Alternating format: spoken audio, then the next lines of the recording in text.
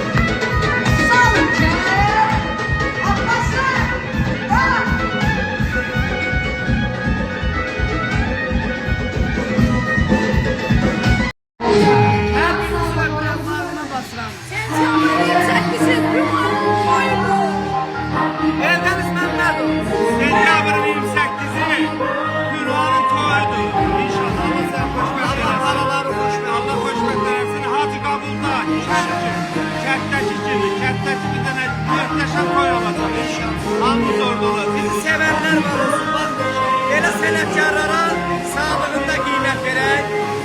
Gələn nəsillər də bizə qiymət versin.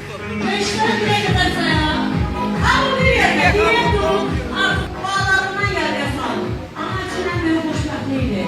5, 4, 3, 2, 1,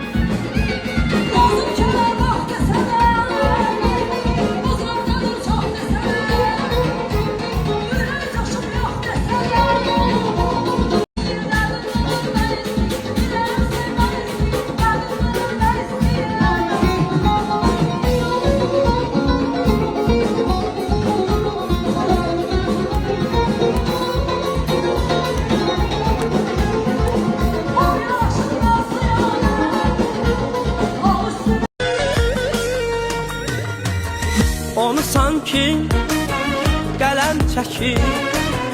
Nə ilahım özü bəh-bəh. Onu sanki qələm çəkir. Nə ilahım özü bəh-bəh. Can almağım qəsdə durur. Başı gözün ağzı, özü bəh bəh bəh, can almağın qəstə durur. Qaşı Sənət dostlarınıza xüsusi bir hörmətiniz hər zaman, sayğınız var. Onun da dəfələrlə şahidi olmuşuq. Yaxşı ki varsınız, yaxşı ki doğulmuşsunuz, yaxşı ki bizimlə bərabərsiniz. Buyurun. Çox sağ olun. Ülviyə, bu gözəl gündə sənə can sağlığı arzulayıram. Sənət fəaliyyətində uğurlar arzulayıram. Allah Taala necə bir həyat istəyirsənsə, onu nəsib eləsin sənə. Çünki sən hər şeyin ən gözəlinə layiqsən. Biz gəlmişik deyək gülək hansı ayda onu bilək. Səninlə xoş gün keçirək. Deyək bu günün mübarək. Ay Ülviyə sən